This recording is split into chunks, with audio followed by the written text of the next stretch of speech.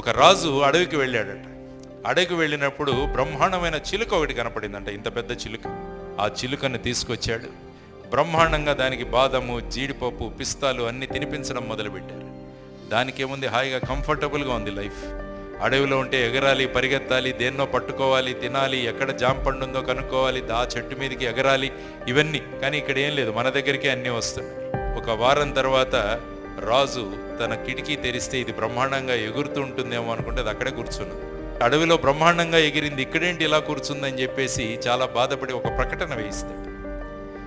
ఈ చిలుకను ఎవరైనా ఎగిరేటట్టు చేస్తే వాళ్ళకు బహుమతినిస్తాను అన్నారు. చాలామంది వచ్చి ప్రయత్నించారు కానీ అది ఎగరట్లా. ఫైనల్గా ఒక రైతు వస్తాడు.